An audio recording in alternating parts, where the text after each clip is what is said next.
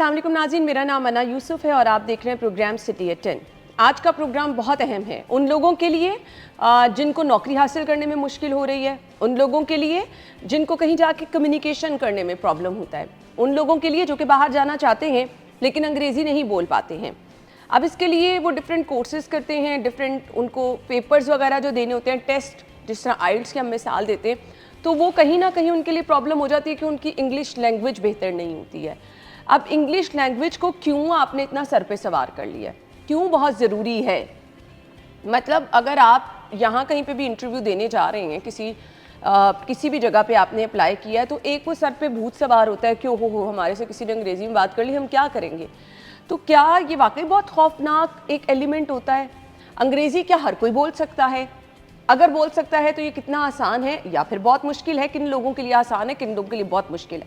अच्छा, कुछ लोग ऐसे होते हैं वो समझ सब कुछ लेते हैं लेकिन उनके लिए थोड़ा सा बोलना प्रॉब्लम हो रही होती है। अच्छा, अब ये चीज़ें तो बच्चे भी बड़ी आसानी से समझ लेते हैं, लेकिन बोलना जो आपके लिए प्रॉब्लम हो रही होती है वो क्यों हो रही होती है, उसको आप बेहतर कैसे बना सकते हैं? ये क्या कोई स्किल है या कुछ ऐसी टेक्निक्स हैं जो आप सीख लें तो बस आप अंग्रेज़ी बोल सकते हैं? अच्छा, हमारे यहाँ ना लोग जज भी बहुत करते हैं। अच्छा, उसने ये गलत कर दिया, उसने ये बहुत गलत कर दिया, उसने ये बहुत गलत कर दिया। अब आप अंग्रेज़ी अच्छी कैसे बोल सकते हैं? अगर आप सीखना चाह रहे हैं, अगर तो आप सिर्फ कम्युनिकेशन के लिए सीखना चाह रहे हैं, अगर आप किसी जॉब के हवाले से सीखना चाह रहे हैं, अगर आपका मकसद बाहर जाना है, तो हम डिफरेंट चीज़ें डिस्कस करेंगे आज के प्रोग्राम में। हमारे साथ लैंग्वेज कंसल्टेंट है जी सादिया इमरान, जिन्होंने हमें ज्वाइन किया है। अस्सलाम वालेकुम सादिया साहिबा। वालेकुम अस्सलाम। कैसी हैं आप? इंग्लिश हर कोई क्यों बोलना चाहता है? Actually, what we have to look here is that English is a universal language. अगर आप किसी भी शोबे से ताल्लुक़ रखते हैं, whether you are an anchor, a teacher, a business consultant, और दुनिया में आप ऑनलाइन कोई काम करना चाहते हैं, किसी भी फील्ड में हैं, इंजीनियर हैं, डॉक्टर हैं, कोई एक्सपर्ट हैं, सो दुनिया में ग्रो करने के लिए you need to learn this language. ठीक है। It's a universal language. ठीक So है। हमें इसकी which we call it importance, gravity को समझने की ज़रूरत है। ठीक है, बायगोन्स आर द डेज जब हम तकसीमे वतन से पहले सब कॉन्टिनेंट में कहते थे कि अंग्रेज़ी ज़ुबान सीखना इज़ नॉट हमारा नहीं है, हम मुसलमान हैं, हमने नहीं सीखना। No, but now the research says that to competing the world, दुनिया के साथ चलने के लिए, दुनिया के साथ उनकी रफ्तार को साथ जुड़ने के लिए you need to acquire these skills. है ना कि आपको वक्त की ज़रूरत जिन्हें कहा जाता है, वो चीज़ें लाज़िम व मलज़ूम हो जाती हैं आप लोगों के लिए। अच्छा, अब अंग्रेज़ी ज़ुबान क्या हर कोई सीख सकता है? जी, it's a very good question. ये एक काफ़ी मिथ है और इसमें हम काफ़ी रिसर्चेज हुई हुई हैं, बहुत से रिसर्चेज हैं, लिंग्विस्ट हैं जो ज़ुबानों पे काम करते हैं। अच्छा, अब यहाँ पे मैं थोड़ी सी एडिशन करना चाहूँगी। होता क्या है, पाकिस्तान से एक फैमिली मूव कर गई बाहर, लंदन मूव कर गई, ऑस्ट्रेलिया मूव कर गई, अमेरिका मूव कर गई। अब वहाँ जब बच्चे खुद ग्रो कर रहे होते हैं, उनको मेरे ख्याल से उस तरह से लैंग्वेज कोई सिखाई नहीं जा रही होती। अब वो यहाँ पे तो उर्दू लैंग्वेज पेरेंट्स बोल रहे हैं ना, वहाँ जाके वो खुद ब खुद अंग्रेज़ी और क्या खूबसूरत एक्सेंट के साथ सीखते हैं, तो बच्चे कैसे सीख लेते हैं? This is a very good question rather. इसमें हमें देखना पड़ेगा कि नोएम चॉम्स्की जो हैं वो लिंग्विस्ट हैं, मॉडर्न लैंग्वेज के मोजिद जिनको कहते हैं। उनका ये बिलीफ है और रिसर्च में उन्होंने प्रूव किया है that all the humans have LAD language acquisition device. हर इंसान के अंदर अल्लाह ने ये काबिलियत रखी है कि वो ज़ुबान सीख सकता है, but providing them with the right environment, strategies. और जो आपने कहा कि बच्चे क्यों सीख लेते हैं, क्योंकि शुरू से ही वो एक्सपोज होते हैं उस लैंग्वेज को। तो लैंग्वेज प्रैक्टिस से आती है। लैंग्वेज के लिए कोई हम खास तौर पर शॉर्टकट्स नहीं बता सकते। The consistency is very important in language.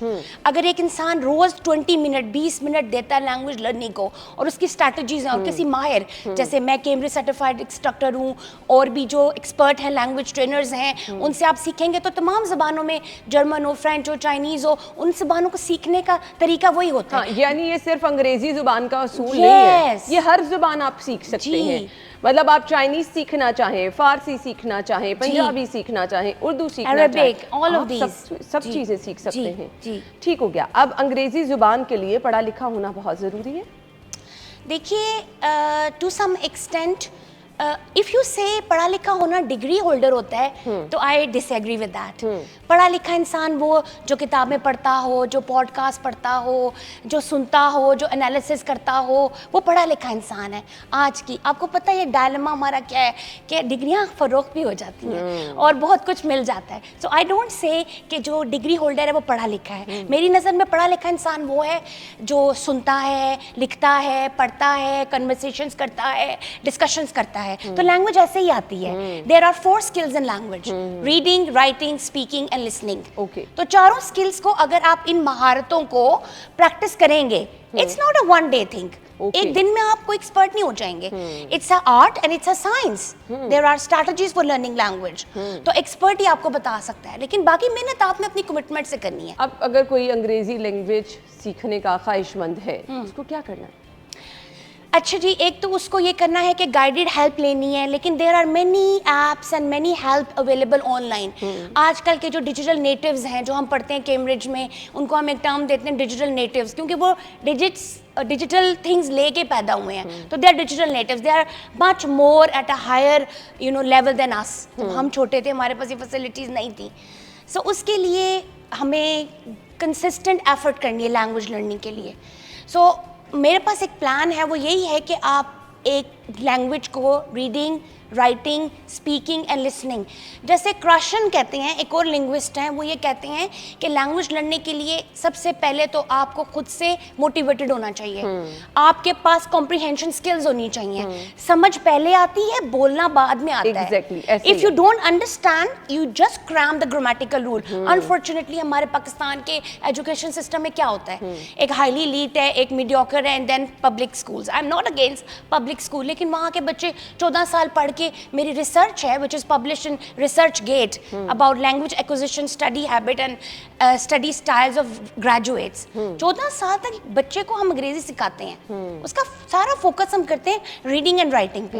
Exam भी रीडिंग एंड राइटिंग पे होता है, उनको कभी हम लिसनिंग नहीं कराते, कभी भी स्पीकिंग नहीं कराते। और अनफॉर्चुनेटली जब वो 14 साल की इंग्लिश पढ़ के आते हैं, उसके बाद भी they are unable to write an application, they are unable to make a CV, they are unable to give an interview. Exactly. तो उनको दोबारा से शॉर्ट कोर्सेज लेने पड़ते हैं। हमारे पास आते हैं इंजीनियर्स, डॉक्टर्स, बिजनेसमैन, कहते हैं जी हमें प्रेजेंटेशन स्किल सिखा दें, हमें ये सिखा दें कि हमने बोलना कैसे है, हमने अपनी बात कैसे इफेक्टिव करनी है। So we have ESP, English for specific purposes. Businessman आते हैं, वो कहते हैं हमने बाहर क्लाइंट से बात करनी है इंटरनेशनल। हमारे पास, मेरा एक बिजनेस का शॉप है, मेरे पास एक ऑनलाइन और मेरे पास ये mobile phone shop and accessories है, लेकिन मेरे पास चाइनीज़ क्लाइंट आते हैं, बाहर से आते हैं, यूरोपियन आते हैं, मेरे पास कम्युनिकेशन स्किल्स नहीं है।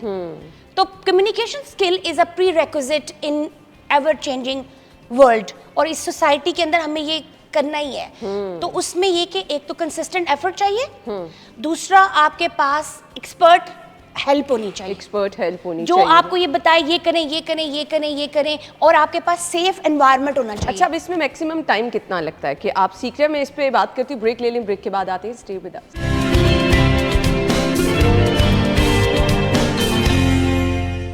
Welcome back once again. अच्छा, हमारे यहाँ बहुत बड़ी तादाद उन लोगों की भी है जो कि बाहर जाना चाहते हैं। अब कुछ लोग जाना चाहते हैं स्टडी वीज़ा पे, कुछ लोग जाना चाहते हैं किसी काम के सिलसिले में।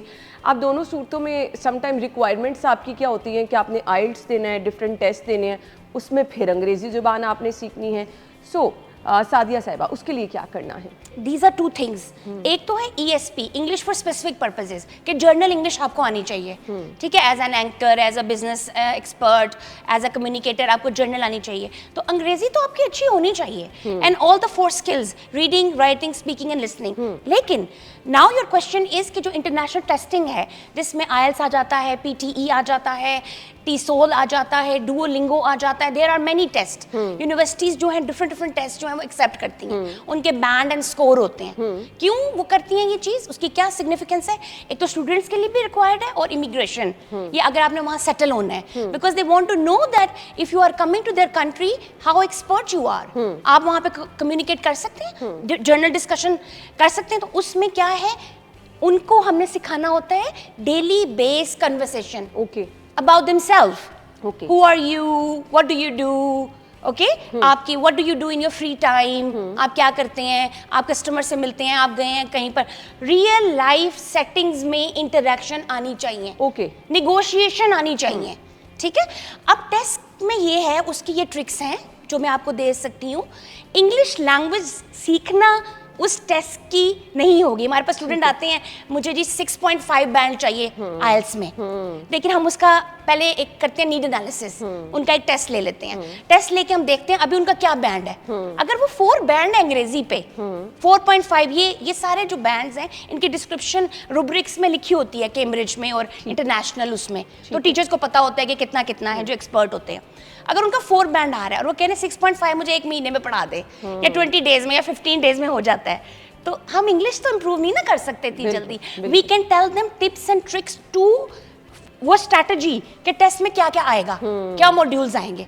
फॉर एग्जाम्पल, अब हमारे पास 4 मॉड्यूल्स हैं इन PTE एंड इन IELTS, और डुओलिंगो में भी होते हैं, और ये डिफरेंट टाइप्स होती हैं। सिर्फ अगर मैं IELTS की बात करूं तो IELTS एकेडमिक IELTS होता है, IELTS कोर होता है, और IELTS होता है लाइफ स्किल। 3 तरह के IELTS होते हैं। इसी तरह PTE के भी डिफरेंट होती हैं टाइप्स, सबके डिफरेंट टाइप्स होती हैं। तो an expert can give you the test types कि क्वेश्चन टाइप्स कैसे हैं, ठीक है। इसकी डिटेल मैं आपको जो है वो 1 by 1 बता देती हूँ। ठीक है, आप बता सकती हैं जी।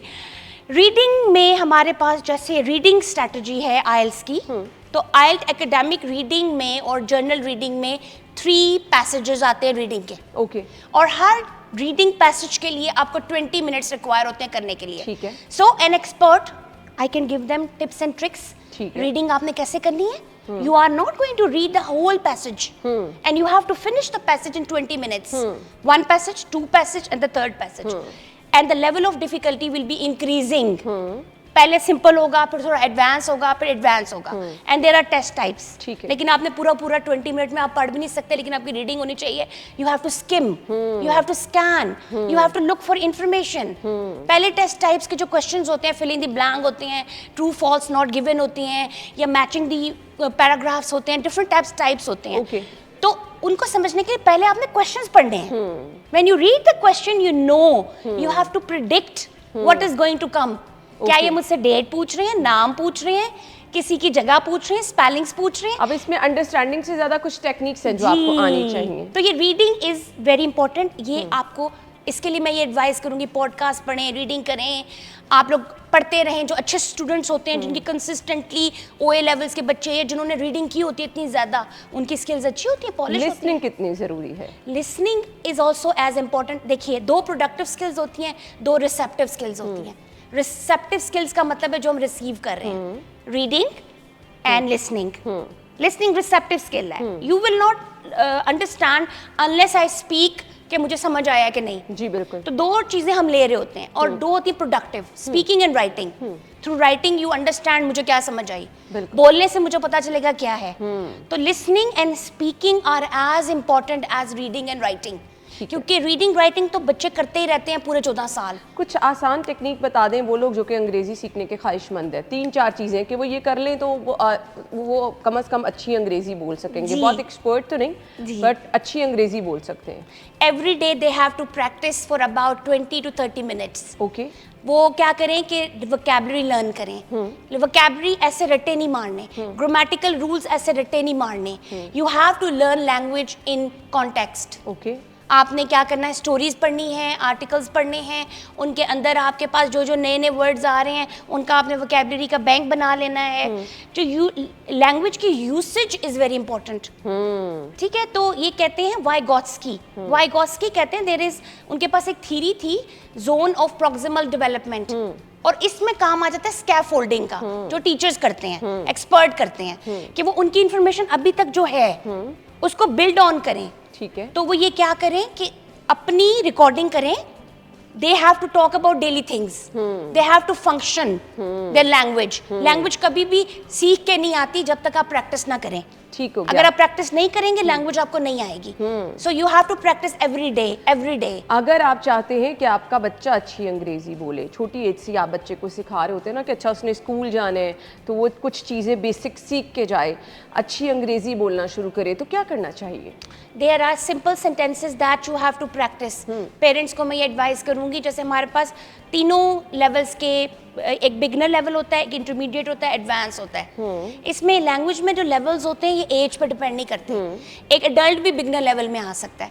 तो उनको हम क्या करते हैं, डिफरेंट सेंटेंसेस एंड जार्गन्स है वो हम देते हैं।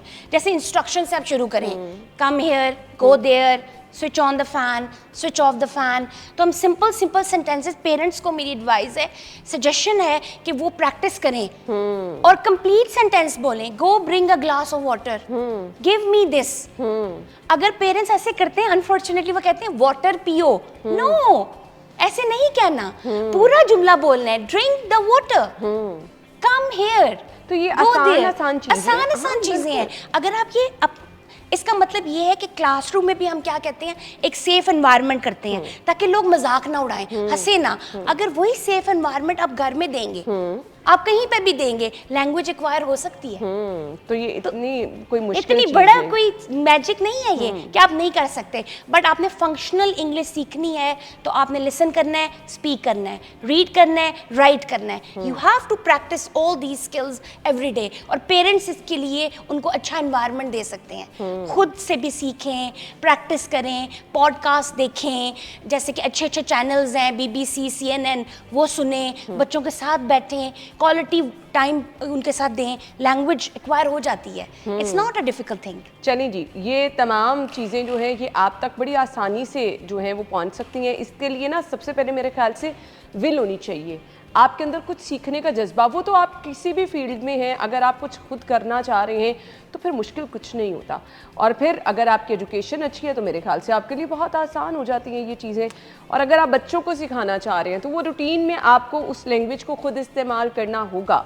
बच्चों के साथ मैक्सिमम उस लैंग्वेज में बात करें जो भी आप उनको सिखाना चाह रहे हैं। देखें अगर कोई इंसान इतना पढ़ा लिखा नहीं है, वो ये फील ना करे कि वो लैंग्वेज नहीं सीख सकता। आप देखें बाहर लेमैन्स होते हैं, कितनी अच्छी इंग्लिश बोलते हैं। बिल्कुल लेमैन होते हैं, मजदूर होते हैं, बिल्कुल आम होते हैं। तो लैंग्वेज एक अल्लाह ताला ने कुदरती इंसान के अंदर एक कैपेबिलिटी रखी है, उसको बस प्रैक्टिस करें। ये एक स्किल है, महारत है। जैसे आप मिस्त्री बन सकते हैं, शेफ बन सकते हैं, आप कोई भी चीज़ में महारत, ड्राइविंग अच्छी कर सकते हैं।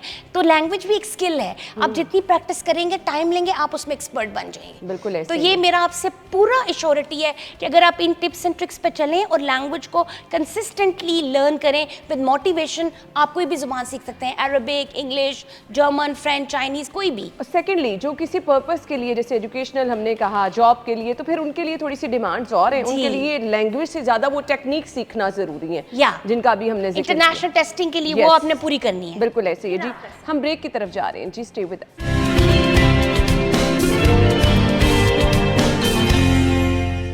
Welcome back once again. So हम आपके साथ शेयर कर रहे हैं जी कुछ टेक्निक्स, अगर आप अंग्रेज़ी सीखना चाह रहे हैं तो आसान कैसे हो सकती है। सो कुछ चीज़ें हमने डिस्कस कर ली हैं, अब हमने राइटिंग की बात करनी है। क्या राइटिंग भी आपकी बहुत अच्छी होगी तो आप अच्छा बोल सकेंगे? एक्चुअली ये जो चारों स्किल्स हैं ये इंटरलिंक्ड हैं, लेकिन अगर आप इंटरनेशनल टेस्टिंग की बात करें, IELTS, PTE and international testing में, तो IELTS के लिए मैं आपको राइटिंग टास्क जो बता सकती हूँ, जैसे एकेडमिक IELTS के 2 राइटिंग टास्क होते हैं, राइटिंग एकेडमिक कोर के भी 2 राइटिंग टास्क होते हैं, लेकिन एकेडमिक फॉर लाइफ स्किल्स में सिर्फ स्पीकिंग और लिसनिंग होती है, उसमें राइटिंग नहीं होती। तो अगर वो लोग जो लाइफ स्किल्स के लिए जा रहे हैं, जो स्पाउस वीज़ा के लिए जा रहे हैं, उन्होंने सिर्फ स्पीकिंग और लिसनिंग पे काम करना है कि वो बेसिक बात कर सकें, कन्वर्सेशन कर सकें। लेकिन जो पढ़ने जा रहे हैं या सेटल होने जा रहे हैं, they have to go through IELTS academic and IELTS core. तो जो राइटिंग टास्क है, टास्क नंबर 1, उसके लिए मैं टिप्स ये देना चाहती हूँ कि जो टास्क नंबर 1 है, उसके लिए the examiner, the Cambridge, will be looking at focus and answer आप बहुत फैंसी देखिए, राइटिंग के बहुत से स्टाइल्स होते हैं, जैसे नैरेटिव राइटिंग होती है, डिस्क्रिप्टिव राइटिंग होती है, आर्टिकल राइटिंग होती है, ब्लॉग्स होते हैं। हर एक राइटिंग के डिफरेंट रूल्स एंड रेगुलेशंस होते हैं। हो सकता है कि आप अच्छी ब्लॉग राइटर हो लेकिन आपके पास दूसरी स्किल ना हो, नैरेटिव आपका अच्छा ना हो, डिस्क्रिप्टिव अच्छा ना हो। कोई बंदा स्टोरी बड़ी अच्छी लिखता हो लेकिन उसके पास आर्टिकल राइटिंग की स्किल नहीं है, तो ये मैटर नहीं करता। आपने एग्जाम के लिए देखना है कि जैसे task number 1 of the writing is कि आपने इंटरप्रेट करना है डेटा को। आपको कोई भी ग्राफ दिया होता है, कोई भी चीज दी होती है, पिक्चर दी होती है, there are different types of graphs, line graph, bar graph, all of these. उनको आपने डिस्क्राइब करना होता है 150 वर्ड्स में। ये टास्क 1 है। तो आपने टू द पॉइंट आंसर करना है, आपने फैंसी लैंग्वेज यूज नहीं करनी, आपने सीधा बताना है this chart illustrates the following thing, okay. और फैक्चुअल राइटिंग कहते हैं इसको। Task number 2 is essay writing. ऐसे राइटिंग में भी 5 टाइप्स ऑफ ऐसे आपने पढ़ने होते हैं।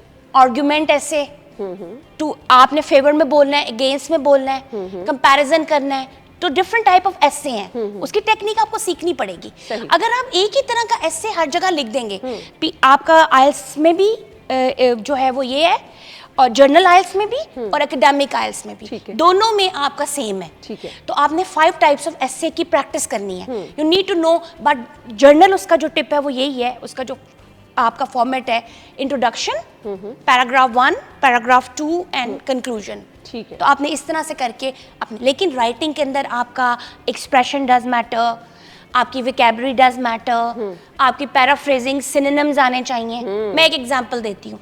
आप कहते हैं I am very happy, happy happy happy कहते रहते हैं। I am very glad, I am very excited, I am enthralled, okay. I am, आपके पास मैक्सिमम वर्ड्स होने चाहिए। वोकैबुलरी डेवलपमेंट, सिनोनिम्स, ताकि आप वही बात को अच्छे से कर सकें। हम कहते हैं पीपल पीपल पीपल, पीपल की जगह कौन सा वर्ड यूज हो, इंडिविजुअल्स, इंडिविजुअल यूज कर सकते हैं पीपल की जगह। So you need to have vocabulary for writing. Writing में आपका ग्रामेटिकल स्ट्रक्चर ठीक होना चाहिए, ऑर्गेनाइजेशन होनी चाहिए, कोहेजन एंड कोहेरेंस होनी चाहिए, आपकी बात शुरू होना चाहिए, मिडल होना चाहिए, इख्तिताम अच्छा होना चाहिए। It's an organization skills. सही। और मैं आपको बताऊं, इंटरेस्टिंगली जो ऑर्गेनाइजेशनल स्किल्स हैं ये आपके स्पीकिंग मॉड्यूल में भी काम आती हैं। ग्रेट। ठीक है। और स्पीकिंग मॉड्यूल जो आइल्स का है उसमें आपके पास 3 सेक्शंस हैं। In section number 1 they will talk about yourself, what do you work, do you study and all that. लेकिन उसकी टिप यही है कि आपने एक लाइन में जवाब नहीं देना, आपने अपनी बात को एक्सटेंड करना है। ठीक है, एक्सटेंड करना है, और उसके लिए आपके पास जुमले होने चाहिए, क्योंकि आपने कन्वर्सेशन करनी है, आपने नेचुरल स्पीकर बनना है। वहां पर आपने कोई रटे रटाए जवाब नहीं देने। They will look at your skill of natural communication. 3-4 line में आपने बोल देना। ठीक है। Do you like your work place, आपको अपनी जगह पसंद है वर्क प्लेस की। अच्छा, इसमें बातें ज्यादा लंबी भी ना करें तो मेरे ख्याल नो, 3 से 4 जुमले, हाँ, बस आप इतना करना है। बिल्कुल। जो टास्क 2 है of IELTS exam, that is very important, cue card. इसमें आपको एक टॉपिक देते हैं और उस पे 1 मिनट की तैयारी के लिए आपको टाइम देते हैं, और आपको 1.5 to 2 मिनट उस पे बोलना होता है। This is the major part of your IELTS speaking, क्योंकि इसमें वो आपने बगैर रुके 1.5 से 2 मिनट बोलना है। So all your grammar, all your sentence structure, all your organization, सब कुछ वहां नजर आ जाएगा। और ये रिकॉर्ड होता है, तो वो बाद में भी सुनते हैं कि कोई गलती ना हो जाए, वो सही से आपको result score they. And the third part is analytical questions, जो आपका मोस्टली सेकंड पार्ट होता है ना, उसके अंदर ही से क्वेश्चंस पूछते हैं। जैसे सेलिब्रेशन का टॉपिक है, तो वो आपसे पूछेंगे सवाल, एनालिटिकल सवाल पूछेंगे कि पहले किस तरह की सेलिब्रेशंस होती थी, क्योंकि आप पास्ट टेंस में बोल सकते हैं कि नहीं, अभी कौन सी सेलिब्रेशंस होती हैं और फ्यूचर में कैसी सेलिब्रेशंस होंगी। So they want to see your function of the language, कि आप प्रेजेंट में बात कर सकते हैं, पास्ट में बात कर सकते हैं, एंड फ्यूचर में बात कर सकते हैं, और आप अपने आइडियाज को कैसे जोड़ सकते हैं। तो ये वो चीज़ें हैं जो कि आपको प्रॉपर एक हेल्प लेने से ही आप सीख सकते हैं। अब आपका अंग्रेजी सीखने का जो मकसद है वो आपको पहले पता होना चाहिए, फिर उसके मुताबिक आपको गाइडलाइन दी जाती है। थैंक यू सो मच जी, आपके टाइम का बहुत बहुत शुक्रिया। हम ब्रेक के बाद ज्वाइन करेंगे आपको।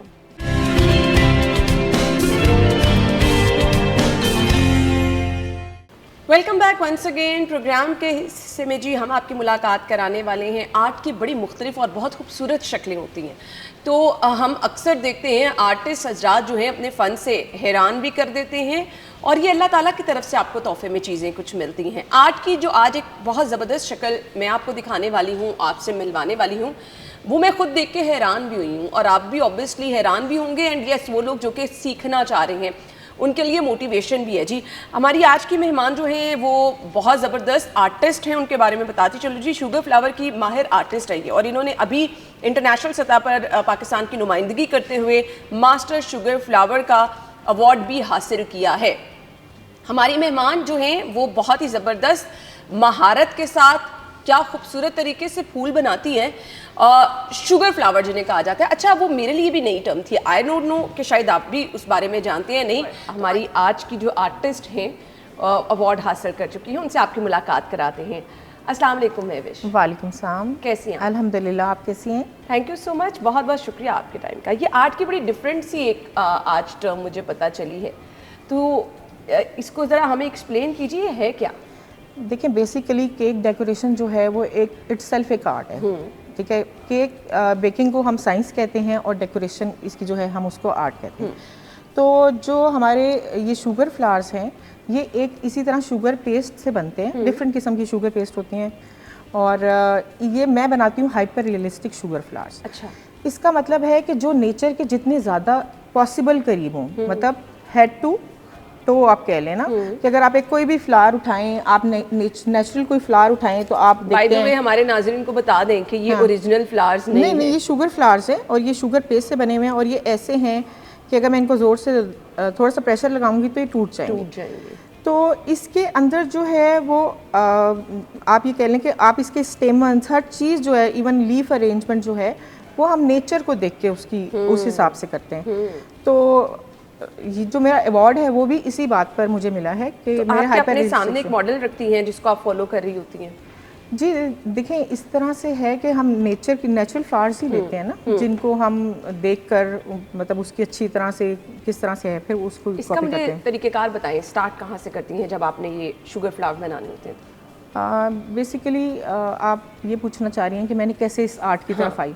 मुझे शुरू से ही फ्लावर्स बनाने का शौक़ था और मैं जैसे टिशू पे और डिफरेंट चीज़ों पे बचपन से ही फ्लावर्स बनाती थी। केक मेरी एक हॉबी थी और मैं एक हॉबी बेकर थी, तो फिर मैंने दोनों शौक़ को अपने मर्ज कर दिया। जब मैंने देखा कि इंटरनेशनल लेवल पे शुगर फ्लावर्स इतने खूबसूरत बनते हैं तो फिर मैंने मतलब शुगर फ्लावर बनाने का क्या तरीका होता है, हमें वो तो बताएं। अच्छा, ये इसके लिए बेसिकली आप शुगर पेस्ट जिसको फॉन्डेंट कहते हैं, कुछ लोग वो भी यूज़ करते हैं और कुछ कम पेस्ट यूज़ करते हैं। तो हम उसकी जैसे रोलिंग करते हैं, फिर उसको कटर से जैसे काटते हैं, वेनर्स मिलते हैं वो इम्प्रेशन देते हैं और बल्कि खुद भी बनाते हैं वेनर्स ताकि हम नेचुरल उसको जितनी भी नेचुरल उसकी लुक दे सकें।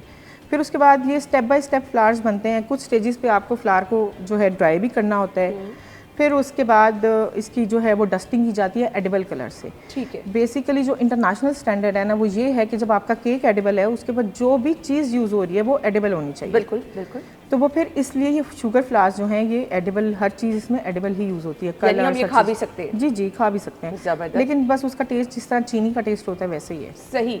सो ये तमाम जो आपने ये फ्लावर तैयार किए कितना टाइम लग जाता है?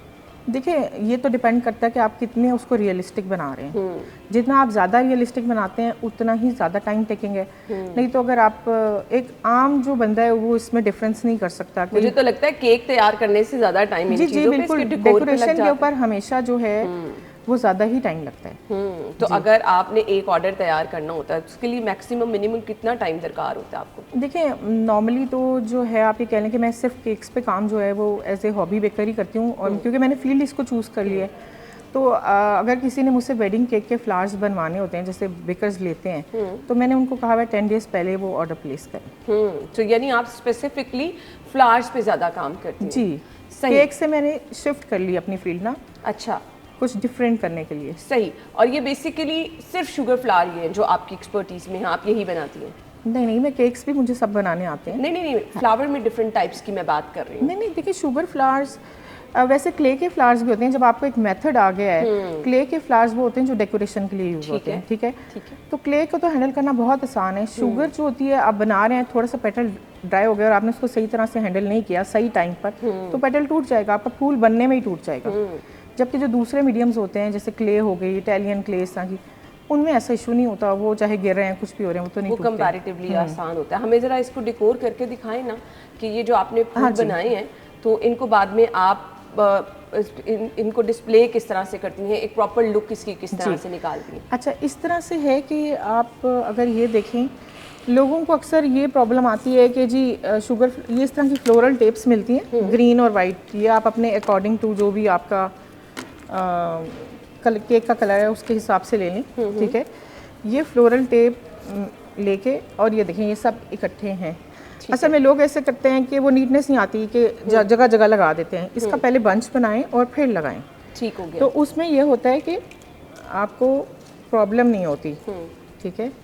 ये देखें ये टेप से मैं इसको ठीक है ज्वाइन कर रही हूँ और उसमें फिर केक में एक नीटनेस भी रहती है जब आप इस तरह से बंच बना के लगाते हैं ना। जब एक एक अलग अलग करके लगाते हैं फिर जगह जगह होल हो रहे हैं। आप ये नीचे वाला भी देखें तो मैंने एक तरह से बंच बना के लगाया है जी। इसको पहले आप टेप से रैप करें, फिर केक के अंदर चाहे तो आप किसी टूथपिक से या किसी चीज़ से, चूंकि इसके अंदर वायर यूज़ होती है तो हमने इसको फूड सेफ बनाना है, ठीक है। उसके लिए ये टेप यूज़ करना बहुत ज़रूरी है। ऑब्वियसली आप अगर उसमें केक में ये लगा रहे हैं तो वो सेफ होना चाहिए। और इन फ्लावर्स का मकसद ये है कि जैसे अक्सर नेचुरल फ्लावर्स जो हैं लोगों को नहीं पता होता कि वो पॉइजनस हैं, ठीक है। वो केक पे लगा देते हैं और कुछ नहीं तो एटलीस्ट केक्स बच्चे खाते हैं तो बच्चों को डायरिया और इस तरह के प्रॉब्लम्स हो सकते हैं। और बल्कि हमारे यहाँ पर बहुत एक कॉमन फ्लावर यूज़ भी होता है, वो लोगों को इसकी शायद नहीं है, आप कह लें इतनी अवेयरनेस कि वो अच्छा नहीं है, मतलब बच्चों को डायरिया भी कर सकता है, लेकिन हम नहीं आते इस चीज़ की तरफ। और दूसरा पेस्टिसाइड्स हुए होते हैं, लगे इनके ऊपर लगे होते हैं, स्प्रे हुआ होता है पेस्टिसाइड्स का, तो इस तरह से ये फ्रूट सेफ रहते हैं ये। अच्छा ये देखें मैंने एक इस तरह से बंच बनाया और इसको ऊपर लगा दिया और जहाँ मुझे ज़रूरत है वहाँ पर मैं अलग से लगा दूँगी। ठीक हो गया। सो इस तरह से आप डेकोर कर सकते हैं। अच्छा जी, ये इनका काम पड़ा है जी मेरे सामने, ये आप देख सकते हैं। होम डेकोर के लिए भी आप इनको यूज़ कर सकते हैं। हाँ जी, होम डेकोर के लिए बस आपको मीडियम चेंज करना पड़ता है, जैसे क्ले के फ्लावर्स नीचे हैं। हाँ, तो ये देखें जी, इसमें ये शुगर फ्लावर्स हैं सारे। ये शुगर फ्लावर्स हैं, इनमें भी कलर्स, और इनको कितनी देर में ये आपने ये पूरा ये बनाया होगा? ये तो खैर काफ़ी टाइम लगा, जैसे अच्छा डिपेंड करता है ना, मंथ्स में भी चला जाता है। आप बैठ सकते हैं। हाँ अच्छा मुझे ये बता दें, जैसे मैं अक्सर लोगों को ये होता है कि ये पता नहीं शुगर के हैं या नहीं, तो ये मैं मतलब आपको एक तोड़ के भी दिखा दे सकती हूँ। आप हमें दिखा दें। देखें जैसे ये फ्लावर है, ये शुगर का है, ठीक है। ये देखें, ओ ये तो ये कितना टाइम रह सकते हैं अगर इनको बिल्कुल कोई हाथ ना लगाए? देखिए इसको प्रिजर्व करने का भी एक मेथड है ना। अच्छा, वो हमारे साथ शेयर करें कैसे इसको प्रिजर्व करें? देखिए इसको आपने एक कोई भी, जिस तरह ये आपके पास कार्टन होते हैं जो मिल्क के होते हैं, उसके अंदर आप इन फ्लावर्स को रखें, ठीक है। और बेसिकली मॉइस्चर जो है इसको खराब करता है, इसको मॉइस्चर खराब करता है। ठीक हो गया। अच्छा मुझे ये बता दीजिएगा, आपने अवार्ड के लिए कैसे पार्टिसिपेट किया? जी इस तरह से है कि मैं 2022 से पाकिस्तान को इंटरनेशनली रिप्रेजेंट कर रही हूँ डिफरेंट प्लेटफॉर्म्स पे। मैंने काफ़ी कंपटीशंस में यूके के, टर्की के पार्टिसिपेट किया। ये एशिया केक ऑस्कर की नॉमिनेशन लाइंस ओपन होती हैं। इसमें आपका ये कह लें कि कोई एक, जिस तरह एक बुके नहीं है, मेरा पूरा जितना मेरा लाइफ टाइम वर्क है वो शामिल होता है, ठीक है। जिसमें आपके जितनी आपका पोर्टफोलियो है आप कह लें, तो इसमें आप फिर जो है उनका फॉर्म फिल करते हैं और फिर जो उनका पैनल है वो आपको जज करता है। अब जैसे मैं एक शुगर आर्टिस्ट हूँ तो मुझे पता है कि शुगर और क्ले में मैं देख के डिफरेंस कर सकती हूँ क्या डिफरेंस है, लेकिन एक नॉर्मल इंसान को पता नहीं चलता। तो फिर अगर उनको कुछ ऐसा हो, वो क्वेरीज करते हैं, तो फिर जितने भी पार्टिसिपेंट्स, जैसे उस कंपटीशन के अंदर काफ़ी एशिया के जो जितनी भी कंट्रीज़ हैं ना, काफ़ी लोग पार्टिसिपेट करते हैं। ग्रेट। तो इस दफ़ा मतलब मैं उनकी एम्बेसडर भी हूँ। ग्रेट, जबरदस्त। और सो कितने पार्टिसिपेंट्स हैं जिनमें से आपने विन किया?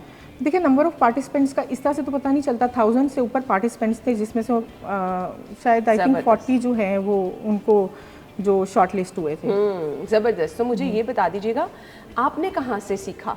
अगर कुछ लोग आर्ट की ये किस्म सीखना चाह रहे हैं। मैं खुद भी क्लासेस करती हूँ, और जैसे पाकिस्तान में जो है हाइपर रियलिस्टिक फ्लावर्स की जो हैं वो क्लासेस अभी कोई भी नहीं कर रहा है। नॉर्मल एक आम शुगर फ्लावर कोई भी मतलब लोग सिखा रहे हैं। तो मैंने इसके लिए खुद इंटरनेशनल कोर्सेज किए हैं काफ़ी ड्यूरिंग कोविड, जब ऑनलाइन क्लासेस स्टार्ट हुई थी। ठीक हो गया जी। स्टार्ट आपने केक बनाने से किया और उसके बाद ही आइडिया आया? जी मैं एक्चुअली बेकिंग से मैंने 2015 में स्टार्ट किया था, कमर्शियल बेस पे मैं काम नहीं करती हूँ, एज ए हॉबी बेकर, जैसे अच्छा। फ्रेंड्स फैमिली क्लोज सर्कल के लिए जैसे कर लिया। लेकिन शुगर फ्लावर्स जो हैं वो जो लोग ऑर्डर करते हैं मैं उनको, जैसे रहीम यार खान का 2 दफ़ा मैंने भेजे हैं, इस तरह जहिलुम वो मैं फिर भिजवा देती सो हूँ। ऑर्डर जिन लोगों ने करना होता है उन्हें, क्योंकि आप कह रही हैं कि ये तो बनने में बहुत जी, ज़्यादा जी। टाइम लग जाता है, जी। तो इसके लिए तो फिर मेरे ख्याल से ये बहुत, अगर टाइम टेकिंग प्रोसेस है तो कम से कम 3-4 महीने पहले आपको बताना नहीं। पड़ता है। देखिए हाइपर रियलिस्टिक तो केक पे लगाने की ज़रूरत नहीं होती लोगों को, बस केक के ऊपर इतना आपका फ्लावर होना चाहिए कि जो लगे कि रियलिस्टिक लुक दे। मतलब जैसे अब इसके आप देखें तो सेपल्स नीचे लगे हुए हैं, ये जिस तरह सेपल्स पेटल्स ये सब चीज़ें लगाई हुई हैं। केक के ऊपर तो नीचे वाली साइड नज़र ही नहीं आती, तो बिल्कुल ऐसे ही है जितनी रिक्वायर्ड है। आपकी कैटेगरी में तमाम लोग ये शुगर फ्लावर ही बनाते थे? नहीं, देखें ये केक कंपटीशन होता है, ठीक है, उसमें शुगर फ्लावर की एक अलग से फील्ड होती है। अच्छा। ठीक है, तो उसमें जो है जो जिसका मास्टर होता है वो उसी में अप्लाई करता है। ठीक है, आपके ख्याल में आप बेस्ट कौन सा बनाती हैं, शुगर फ्लावर या जो क्ले से बनते हैं? नहीं, मैं चूंकि मैंने शुरू से ही शुगर पे एक चैलेंज है ये, इस पे काम करना, तो मुझे चैलेंजेस अच्छे लगते हैं। मुझे आसान काम करना अच्छा नहीं लगता। यानी बहुत मुश्किल आप ये बताना चाह रही हैं? हाइपर रियलिस्टिक प्रैक्टिस से आता है ना। देखिए 5 इयर्स की प्रैक्टिस के बाद अगर मैं ऐसे फ्लावर्स बना रही हूँ तो वो कोई भी प्रैक्टिस कोई भी बना सकता है। अच्छा, ये फ्लावर के अलावा इसमें ये जो चीज़ें आपने ये ऑलिव्स हैं जी, ये ओरिजिनल होते हैं? और अगर क्योंकि लग तो बिल्कुल ही नहीं, ओरिजिनल ये ओरिजिनल नहीं है, ये भी शुगर के हैं। अच्छा। अगर आप ये देखें तो ये एक फ्रूट भी मैंने इसमें अनार भी अनार ऐड किया बनाया हुआ है आपने। ठीक है, और इसी तरह और ये आप देखें कि ये बिल्कुल रियल लग रहा है। 5 साल की मेहनत के बाद अगर हमारी मेहमान कह रही हैं कि वो इस लेवल तक पहुंची हैं तो ये बिल्कुल आसान काम नहीं है। इसको कलर वगैरह करना, फिर जी, इसको जी। ड्राई होने के लिए रखना। नहीं, पहले ड्राई करते हैं फिर बाद में डस्टिंग। अच्छा। जैसे इसको डस्टिंग का वर्ड इसके लिए यूज़ होता है ठीक है जी। स्पेसिफिक कलर होते हैं वो। जी, एडिबल कलर्स। ठीक हो गया। सो मुझे ये बता दें कि अब आपके कुछ फ्यूचर प्लान्स भी होंगे कि आगे आप क्या देखिए करना चाहते हैं? मुझे तो हमेशा अच्छा लगता है कि पाकिस्तान से ज़्यादा लोग जो हैं वो पाकिस्तान को रिप्रेजेंट करें, क्योंकि बहुत सारे कंपटीशंस में जब मैं पार्टिसिपेट करती थी तो बहुत कम लोग होते थे पाकिस्तान के, थे तो कोई भी नहीं शुरू में होता था सवाए मेरे। फिर उसके बाद आहिस्ता आहिस्ता अवेयरनेस जैसे होती जाती है लोगों को, और जब आपको पता है कि आप किसी भी प्लेटफॉर्म के ऊपर कोई और आपकी मेहनत को एडमायर करता है तो फिर बाकी लोगों को लगता है कि आपको काम आता है। तो आपने कहा क्या कभी ये सोचा था कि आपको अवार्ड्स मिलेंगे, मेडल्स मिलेंगे, आप इस लेवल तक पहुंच सकेंगे? जब इंसान एफर्ट कर रहा होता है तो फिर उसके कुछ ना कुछ तो उसका गोल होता है, तो फिर उसके लिए एफर्ट तो वो करता है। अच्छा, आप ना किसी से सीख रहे होते हैं, आपकी हाँ कभी जी। कोई इंस्पिरेशन होती है, तो आपकी इंस्पिरेशन कौन है, किसको देख के आप काम सीखती हैं? देखिए फ्लावर्स का तो शौक़ मुझे मेरी फुफ्फो से आया। वो पहले रेजिन के फ्लावर्स बनाती होती थी तो इस वजह से मुझे इसका शौक़ था। अब इसमें शुगर फ्लावर्स में बहुत सारे इंटरनेशनल आर्टिस्ट हैं, यूके के हैं, एक अलीना उद्शक हैं जिनसे मैंने बहुत सारी क्लासेस ली हुई हैं, एलन दून हैं जिनकी मैंने बहुत सारी क्लासेस ली हुई हैं। तो सही। हाँ जी। अब जो लोग कुछ सीखना चाहते हैं, जो लोग इस फील्ड में आना चाहते हैं, उनके लिए मैसेज क्या होगा? देखिए मैं तो यही कहूँगी कि लोगों को आना चाहिए इस डेकोरेशन की तरफ भी। अगर हम उन्हीं चीज़ों पे, पुरानी ही चीज़ों पे रहेंगे तो हम कैसे नई चीज़ों को सीखेंगे? अच्छा, लोगों को लगता है ना बड़ा महंगा शौक है, आपको अपनी जेब से बड़े पैसे खर्च करने पड़ जाते हैं, और फिर अगर आप इसको एज अ बिजनेस लेके चले तो पता नहीं शायद आप उतनी अच्छी अर्निंग कर सकते हैं या नहीं कर देखिए सकते। अवेयरनेस डेवलप करनी पड़ती है ना। मैंने इन 5 इयर्स में जितनी मेरी मतलब यही कोशिश थी कि मैं इस अवेयरनेस को डेवलप करूँ लोगों में, कि आखिर क्यों हम शुगर फ्लावर्स की तरफ जाते हैं, उसकी भी एक रीज़न है ना, तो इसलिए। सही। सो मुझे ये बता दीजिएगा कुछ फ्यूचर प्लान्स जो आपने सोच रखे हैं कि अब आपने आगे ये करना है, क्या करना चाहते हैं? देखिए अब बेसिकली मेरा टारगेट ये है कि मैं वेडिंग केक्स के ऊपर काम करूं, क्योंकि जो एक वेडिंग केक की बेसिक जो एक डेकोरेशन होती है वो तो अल्हम्दुलिल्लाह उसमें तो मुझे एक एक्सपर्ट का अवार्ड मिल गया है। ग्रेट। तो केक्स मैं पहले ही बनाती थी। यानी तो आप सिर्फ डिकोर का काम देखेंगी वेडिंग केक्स की, कि केक बना मैं केक बना कर भी जाहिर मैं केक बनाती हूँ। मैंने 3 टियर के वैसे भी एडिबल और इस तरह के बनाए हुए हैं। मैक्सिमम किस साइज का केक बना लेते हैं? देखिए मैक्सिमम मैंने अभी तक 18 पाउंड का केक बनाया हुआ है, वो मैंने इसी साल बनाया था। जी ठीक है। और डिफरेंट फ्लेवर्स आप जी जी एज पर कस्टमर के डिजायर जो जी भी बिल्कुल ऐसे ही है, जो भी मतलब फ्लेवर्स मुझे बल्कि होता है कि नए फ्लेवर्स पे मैं काम करूँ। सही।